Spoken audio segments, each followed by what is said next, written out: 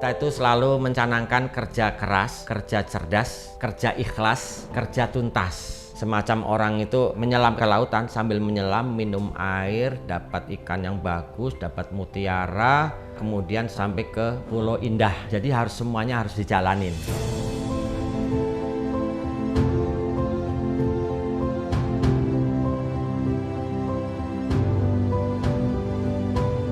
Kalau bangkrut sih istilahnya udah biasa, tapi kalau orang yang tertipu itu kayaknya kita ini bodoh gitu loh. Ini pengalaman paling pahit bagi kami ya. Kami ini pernah tertipu sampai menyerahkan uang ya, itu 600 juta rupiah dalam bentuk cash. Itu mungkin aset kami habis. Karena waktu itu saya udah habis, truk udah habis, mobil bak udah habis. Ya itu untuk biaya itu aja. Tadinya udah saya mau gadein tuh. Sertifikat ruko itu mau saya gadein biar saya dapatkan uang sekian miliar gitu kan.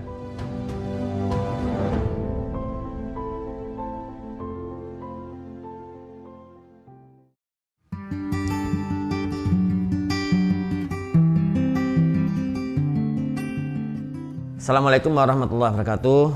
Sahabat semua, perkenalkan nama saya Solahuddin Fuadi, lahir di Pekalongan 51 tahun yang lalu.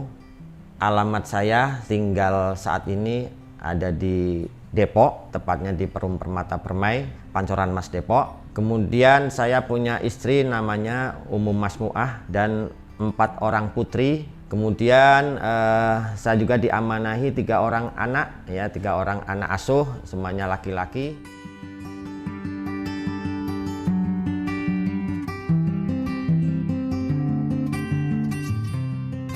Teman-teman sekalian, perusahaan saya ini bergerak di bidang mainan edukasi yang basicnya adalah dari kayu, ya dari kayu.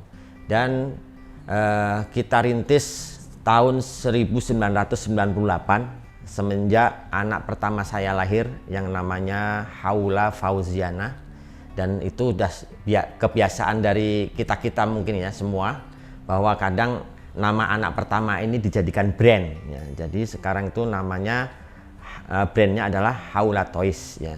Kemudian secara legalitas perusahaan itu kita namakan juga PT Haula Sejahtera. Sebetulnya usaha ini adalah usaha kami berdua ya, istilahnya saya sering menyebutnya bahwa usaha Haula Toys ini adalah couplepreneur ya, couplepreneur. Jadi kita berdua suami istri, dan alhamdulillah sudah hampir 22 tahun kita eksis di usaha mainan ini.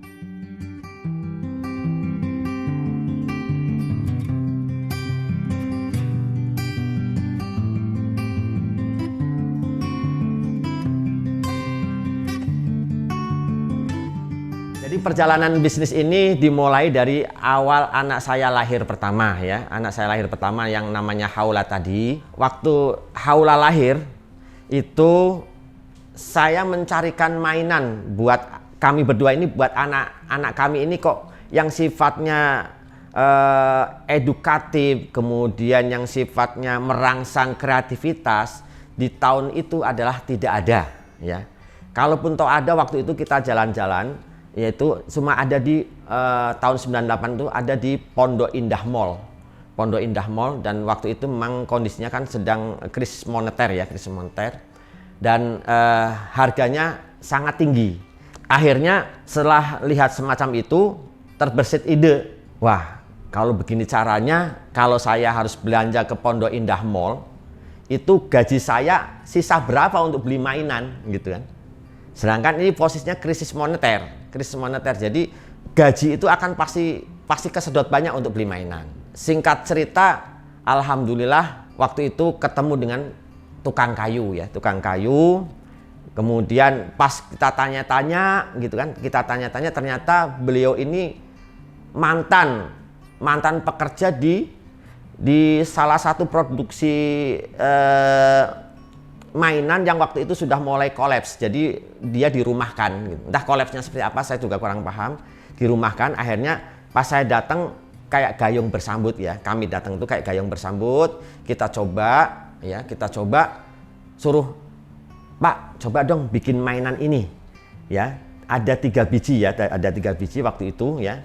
Jadi bahasanya waktu itu kayak calistung itu, baca tulis hitung. Jadi ada mainan puzzle angka, kemudian ada puzzle huruf, ada satu lagi puzzle aneka bentuk, ada 3 ini, dan kita jual paket. Kita coba, ternyata hasil coba itu laku keras kayak kacang goreng. Waktu itu market kita itu dari teman ke teman aja, dari ke teman ke teman, ternyata laku keras. Nah, dari situlah jadi kita semangat ya, semangat, wih ternyata barang yang kita ini laku ya. Akhirnya selang berapa lama dari 3 item barang, kemudian kita tawarkan lagi. Waktu itu kan baru dari teman ke teman saja ya, dari teman ke teman kita tawarkan, akhirnya nambahlah, makin banyak gitu ya. Jadi itemnya kalau sekarang itu mungkin 1000 lebih item yang kita produksi.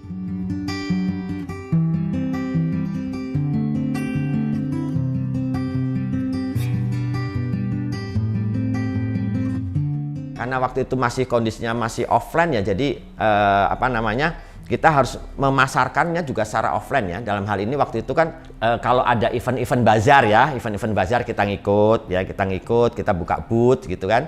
Dan memang aneh sendiri, nggak ada orang yang jualan itu gitu kan. Nah, ini mungkin peluang pasar yang orang lain tidak akan lihat nih. Setelah dari booth-booth itu, kemudian mungkin dulu pernah mendengar bahwa di parkir timur Senayan itu sangat ramai untuk jualan gitu ya. Nah, itu kita juga buka jualan di situ. Jadi kalau kita berangkatnya jam 3 pagi untuk mendapatkan lapak di situ ya, jam 3 pagi. Kemudian baru real jualan itu adalah antara jam 6 sampai jam 9 pagi saja. Di samping kita di situ juga ada event-event yang pameran-pameran yang ada di areal situ, di dalam gedungnya, yaitu Balai Sidang. Nah, ini cara mencari ceruk marketnya salah satunya karena waktu itu masih belum ada zamannya digital, jadi masih offline semua ya. Nah, dari situlah Haula Toys ini berkembang ya. Nah, apakah dengan kita berbisnis mainan edukatif ini mulus begitu saja? Tidak. Dimanapun kita seorang pebisnis, pasti suatu saat akan menemukan produk-produk yang sejenis. Nah, disitulah tinggal saya yang tidak bicara namanya kompetitor ya. Saya anggap bahwa produk-produk yang sejenis ini, biarpun itu bahasanya istilahnya lawan kita, saya tidak pernah menganggap kompetitor. Tapi bahasanya biasanya saya pakai adalah produk yang sejenis. Nah, tinggal disinilah kita bermain strategi ya. Dan itu udah hukum alam, bahwa kalau manakala produknya kita itu diterima oleh masyarakat, diterima oleh umum, bahkan diterima oleh nasional, maka itu akan yang ngikutin itu banyak, yang ATM, amati tiru modifikasi itu akan banyak. Dan itu salah satu tantangan kita sendiri, bahwa kita harus selalu berinovasi.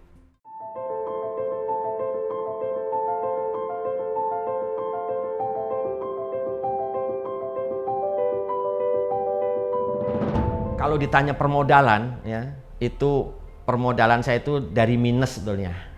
Waktu itu ada orang yang minta barang A, saya nggak punya, kemudian saya minjem ke kawan ya, waktu itu saya masih ingat minjemnya sekitar 400.000 modal awal saya, 400.000. Saya belikan barang, waktu itu kan masih tahun 98 itu kan, saya belum produksi duluan tadinya kan. Kita belikan barang, kita jual, keuntungannya kita putar lagi, dan seterusnya gitu kan. Nah, itu. Jadi modal awalnya di situ. Seiring berjalannya waktu, kami ini kita kumpulkan dari order ratusan ribu, kemudian 1 jutaan, ya, 10-an juta, ratusan juta, ya, sampai sekarang ya alhamdulillah udah kelas miliaran tuh insya Allah udah kita capai, ya, udah kita capai. Tentunya ini bagi teman-teman tidak seperti membalikkan telapak tangan ya. Jadi kadang teman-teman juga perlu diperhatikan bahwa mapping bisnis ya, saya bilang mapping, terutama saya itu waktu itu kan hobi mapping market saya itu harus kemana aja. Dari tahun 2003 itu udah saya bikin tuh market saya itu mau kemana aja.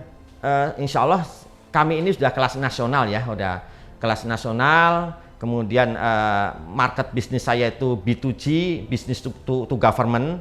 Sebetulnya udah saya bikin, mapping itu udah saya bikin. Ada B2C ya, business to customer, kemudian ada B2B, business to business, kemudian ada B2G, business to government. Nah, ini masing-masing ini punya dahan-dahannya nih, ranting-rantingnya kemana aja kita udah mapping. Di samping waktu itu udah saya bikin juga perusahaan.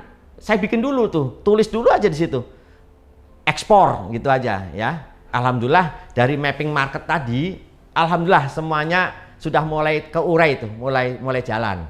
Termasuk misalnya bisnis to bisnisnya, kemudian bisnis to customernya ya, termasuk juga di situ digital marketingnya ya bisnis online-nya lah segala macam. Dan ekspornya juga alhamdulillah sekarang sudah mulai insya Allah doanya teman-teman sekalian, akhir Juli ini saya ekspor 1 kontainer ke Korea Selatan ya. Ini baru pertama.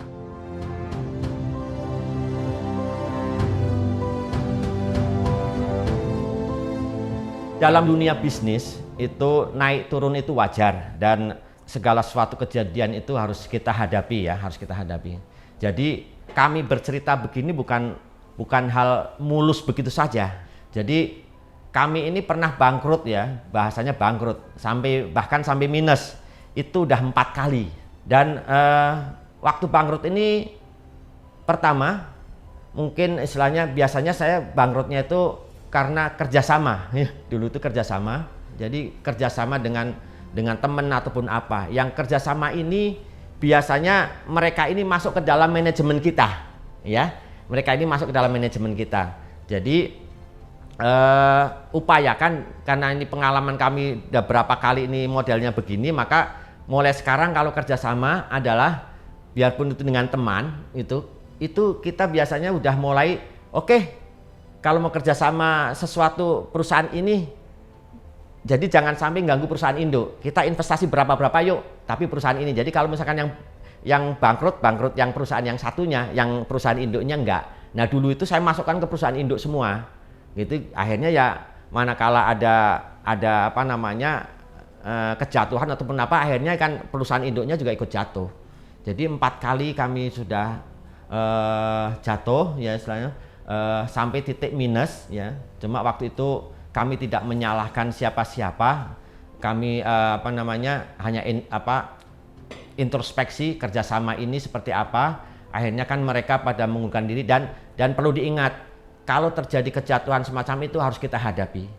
Terutama nih, ini pengalaman kami, terutama dengan para supplier ya. Biarpun kami jatuh minus, tetap supplier ini saya datengin. Sama istri saya itu saya datengin, saya ajak ketemu bahwa kami tidak bisa membayar tunggakan suplai dari kayu tersebut. Akhirnya kita datengin berdua, kita hadapin, kita udah siapkan mental, mau dimaki-maki juga kita siap ya, mau diapain juga kita siap gitu. Kayak ibaratkan kayak ayam udah mau disayur itu udah lemes sama sekali, kita datengin aja. Kita datengin ya. Kemudian ternyata di luar dugaan, pas kita datengin, dia cuma bilang ke kami berdua, "Bapak sama Ibu masih pingin bisnis ini enggak?" gitu. "Oh ya masih, karena ini ruh kami dari dulu juga kami bisnis. Setelah misalkan bangkrut, yang ini bangkrut yang kedua ya. Yang pertama saya coba usaha lain nggak bisa gitu. Ini yang kedua ini. Masih mau nggak usaha ini lagi?" "Ya masih, klien saya masih banyak." "Oke, kalau begitu silahkan Bapak sama Ibu boleh ngambil barang di saya lagi, silahkan. Tapi nanti keuntungannya tolong keuntungannya disisipkan untuk bayar yang tunggakan tadi." Kata beliau, "Mama tolong catat. Tolong catat. Ini Bapak sama Ibu." Waktu itu saya langsung bilang, "Ya saya siap," gitu aja kan. Saya siap gitu. Udah lumayan tuh, hatinya tuh udah tenang gitu ya, udah tenang. Akhirnya keluar kita semangat lagi untuk membalikkan. Dan ternyata alhamdulillah dalam waktu 1 tahun ya, yang minus tadi sudah tercover. Itu ya, jadi tidak semuanya usaha itu mulus. disinilah perlu ketabahan ataupun ketenangan kita, bahwa yang namanya bisnis itu ya naik turun gitu, naik turun. Dan kalau kita memang udah sepakat bahwa bisnis ada ruh kita, ya udah kita hadapin aja gitu. Kayak iman tuh naik dan turun kan gitu. Ya kita hadapin aja. Disitulah nanti kita matang. Kenapa bisnis kita itu selalu punya mimpi yang besar? Karena kami tidak sungkan-sungkannya untuk selalu belajar.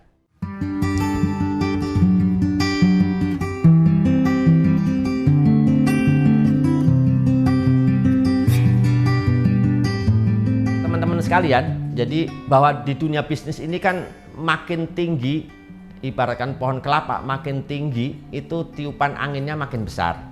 Tiupan anginnya makin besar, guncangan-guncangannya makin besar. Makanya semakin tinggi itu banyak sekali orang juga yang melihat atau mengamati dan segala macam. Ini hanya sekitar bercerita dari pengalaman hidup aja. Jadi kami ini pernah tertipu ya, sampai menyerahkan uang ya itu 600 juta rupiah dalam bentuk cash. Itu saya kasih bentuknya dolar Sing sama US dollar ya. Itu saya sarahkan sendiri waktu itu di Singapura. Di Singapura. Ini pengalaman paling pahit bagi kami ya, bagi kami. Di samping istilahnya kalau bangkrut sih istilahnya udah biasa, tapi kalau orang yang tertipu itu kayaknya kita ini bodoh gitu loh. Kalau yang tertipu itu beda gitu ya. Bodoh sekali kita gitu kan. Jadi memang awalnya kami ini tergiur karena meng-create retail market itu kan butuh effort yang sangat besar. Jadi waktu itu ada orang dari Thailand mau order, bahasanya mau order. Waktu itu dia jamin, Pak, saya akan order sebulannya itu sekitar 1,5 miliar. Oke, 1,5 miliar dan itu continue gitu ya. Dan ini continue. Nah, inilah kadang sebagai UMKM maupun UKM mendengar angka segini itu kayaknya udah wah gitu duluan gitu loh. Ya udah semacam wah bahagianya minta ampun ya, apalagi itu continue per bulan gitu kan. Nah disinilah terlena kita ya, terlena bahwa tertipunya kami ini juga akibat dari liputan-liputan juga ya, saya sampaikan aja.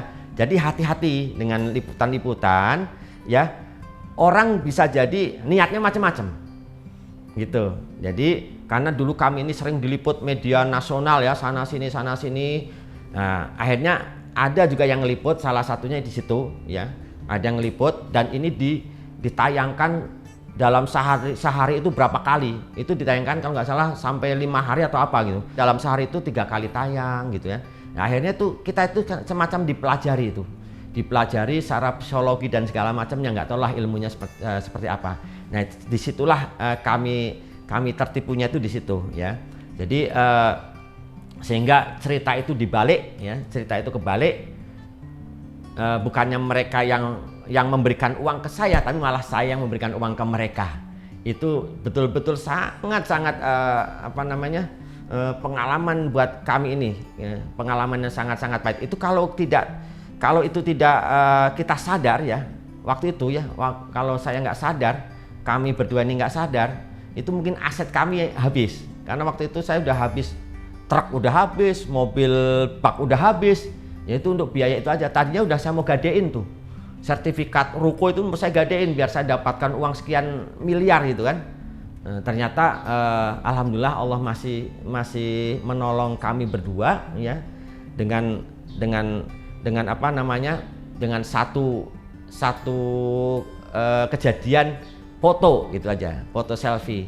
Jadi jangan lupa ya, bukannya kita tuh selfie tuh sok-sokan, tapi waktu itu saya tanya di Cina pun sama, ada kan saya bareng sama rombongan kan, dia selalu selfie habis belanja itu dia selfie, gitu kan, selfie det gitu. Nah, saya tanya, Mas, kenapa sih selfie-selfie kayak gitu aja, selfie-selfiean ngapain? Loh, sampean nggak ngerti ya? Sampean nggak ngerti loh. Ini ilmu ini, kata dia. Apa? Nah, kalau suatu saat nih barangnya saya jelek, gitu. Suatu saat ininya nakal segala macam, saya punya rekam jejaknya. Nah itu ternyata. Jadi selfie itu ya bukan sok-sokan, tapi ada fungsinya juga gitu. Ternyata ya, saya belajar dari situ. Nah, dari selfie inilah akhirnya saya tidak meneruskan. Oke, saya stop kejadian ini. Saya tidak mengharapkan order dari kalian yang nilainya miliar-miliaran. Saya akan bekerja dengan sesuai dengan alur saya aja. Ya alhamdulillah akhirnya disitulah selesai gitu.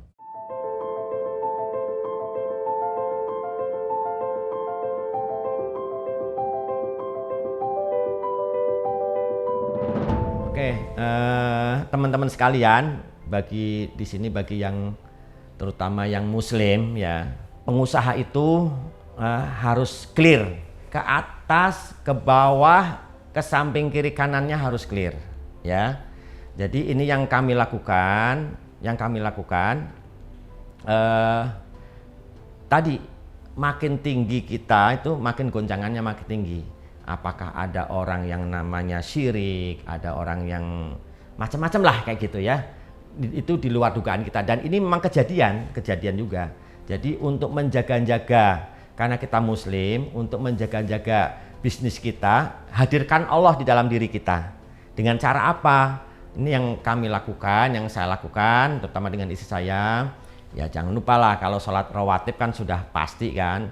Yang kalau saya laki-laki berusaha untuk selalu ke masjid gitu kan. Kemudian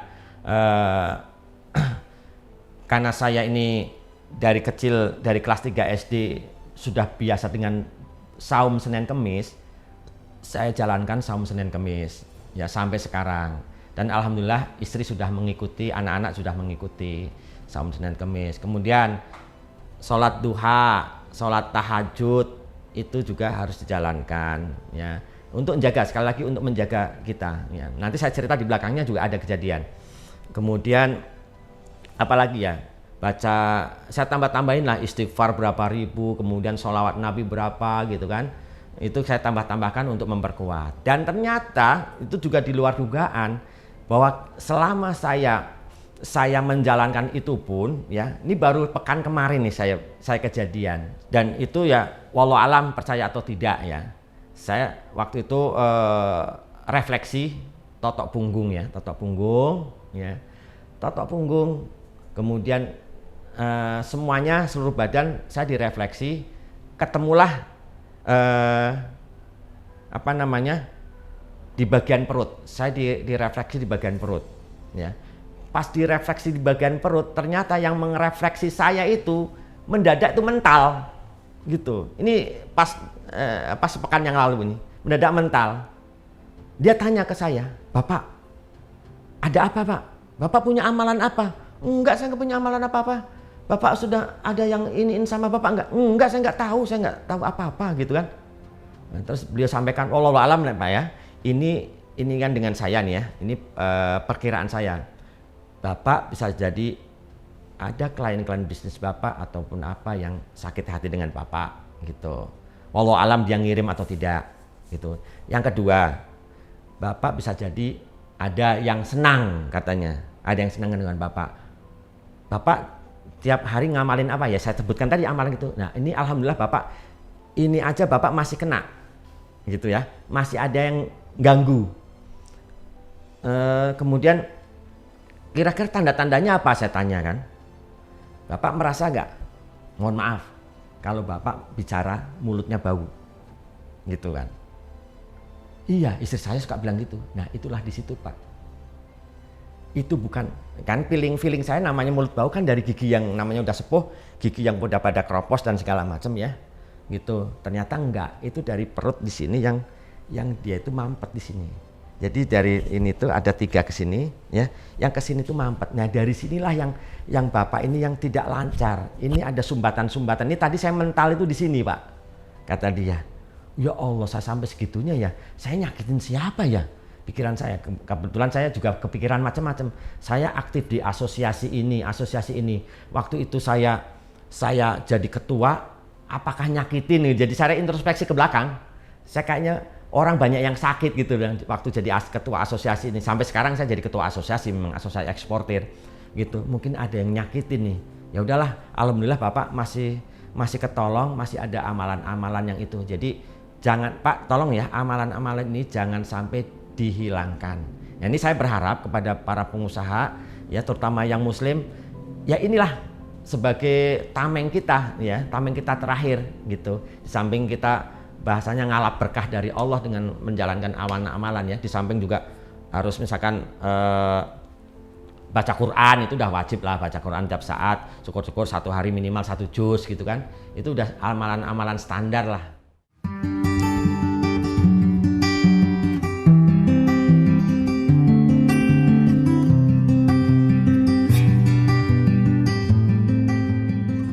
Kalau varian produk, ya varian produk tadi saya sudah sampaikan di awal, itu varian kami itu sampai ribuan item, ya.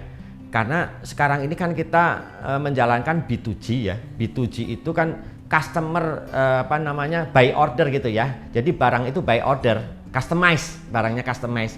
Jadi tiap daerah itu minta request barang ini macamnya begini gitu. Nanti daerah mana minta begini, minta begini, minta begini. Jadi akhirnya kami ini banyak, ya, banyak item produknya karena customize. Tapi kalau sekarang yang lagi dibikin retail market kan nggak customize. Jadi barang kita produksi semua baru kita pasarkan kan gitu kan. Kalau enaknya main di retail begitu, ya. Jadi kalau main di customize ya begitu. Jadi semua ada plus minusnya.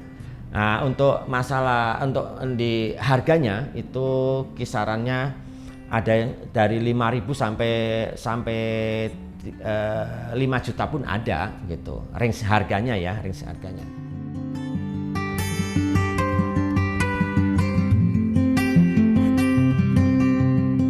Keunggulan dari Haula Toys ini, ya, secara produk kami secara administrasi lengkap, ya, lengkap. Jadi SNI maupun legalitas dan segala macamnya lengkap. SNI, uji lab dan segala macamnya lengkap. SNI itu kan tadinya berlakunya per 6 bulan sekali, ya, tapi sekarang per jumlah produk.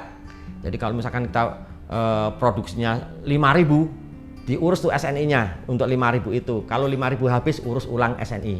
Nah, ini orang yang tidak mau nih, yang kayak gini tidak mau ribet dan cost-nya lumayan. Jadi tidak bisa jual di pasaran dengan harga yang bawah, itu nggak bisa gitu. Tapi insya Allah kami dengan SNI, insya Allah kami bisa bersaing.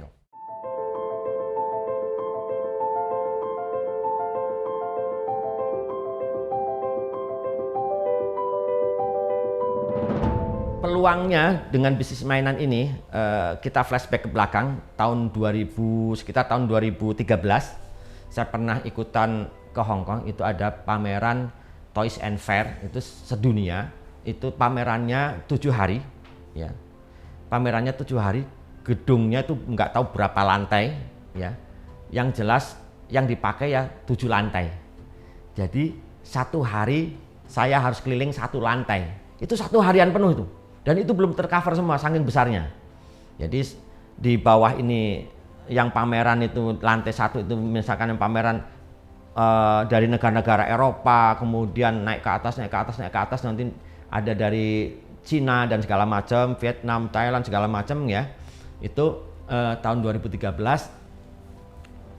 Waktu itu saya dipanggil sama salah satu yang di situ, ya, dipanggil, saya ditawarin, mau nggak Bapak saya jadikan perwakilan saya di Indonesia, ya. Perwakilan saya di Indonesia, semuanya dimodalin, termasuk gudang-gudangnya dimodalin, ya, dimodalin. Jadi saya tidak bermodal, karena mereka tahu saya punya market, gitu kan. Nah, dari sinilah baru saya kepikir, oh ternyata orang negara lain aja ngelihat peluangnya sangat besar di Indonesia. Mainan ini kan yang pakai anak-anak, tingkat mortalitas, tingkat kelahiran di Indonesia kan tinggi. Ya, tinggi. Makanya mainan ini dibutuhkan banyak di Indonesia. Sampai saya dikasih begitu, ya, dikasih tawaran begitu. Kalau saya nggak cinta Indonesia, udah saya ambil itu. Saya nggak mikir, yang penting saya untung, gitu. Yang penting saya untung, saya impor terus aja, gitu. Cuma saya masih cinta Indonesia, masih cinta rakyat Indonesia, masih cinta orang-orang Indonesia. Kasihan yang orang produksi saya, gitu kan. Kalau saya impor kan dia nggak kerja. Saya enak sih, saya secara nominal duit mas saya dapat terus cepet nih, nggak mikirin SDM, nggak mikirin macam-macam kan. Karyawan saya dulu kan sampai 150 orang kan sebelum pandemi itu kan. Nah itu kan perlu saya kasih istilahnya mereka biar berjalan terus gitu kan. Nah kalau impor itu kan tinggal begitu saja ya, tinggal ngedatengin dapat untung. Jadi peluangnya itu masih besar. Dan sekarang pun kalau kita hubungin mereka masih mau gitu. Karena tadi ingat mortalitas di Indonesia masih tinggi, dan ingat 2045 adalah Indonesia mencanangkan generasi emas. Generasi emas itu dimulai dari anak-anak. Anak-anak dengan permainan-permainan. Nah, ini peluangnya. Peluangnya di situ. Nah, tantangannya sekarang ini serbuan-serbuan dari negara-negara yang lain mainan itu kan banyak.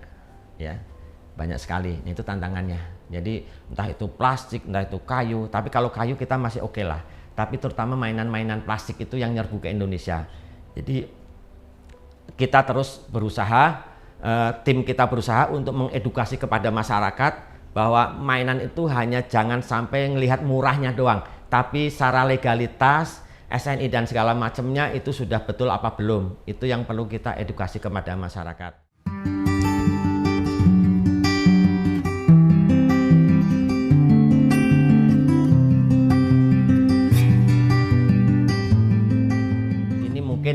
Salah satu pegangan bagi kami ya, yang selalu kita menerapkan dalam diri kita ya. Konsep ini sampai sekarang pun selalu akan terpakai dan dijadikan kultur perusahaan kami, yaitu konsep 4K ya, 4K. Jadi kita itu selalu mencanangkan kerja keras, kemudian yang kedua kerja cerdas, setelah kerja cerdas kerja ikhlas, kemudian kerja tuntas. Nah, terakhirnya kita serahkan kepada yang di atas. Jadi semacam orang itu kalau misalkan kita menyelam ke lautan, sambil menyelam minum air, dapat ikan yang bagus, dapat mutiara, dapat segala macamnya, kemudian sampai ke pulau indah gitu ya. Nah, ini jadi semuanya harus dijalanin ya.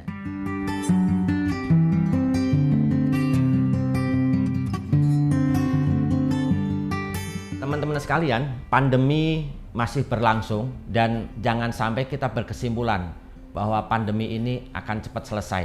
Anggap aja ini pandemi ini akan lama.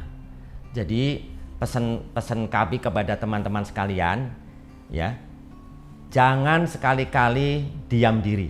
Terus tetap bergerak.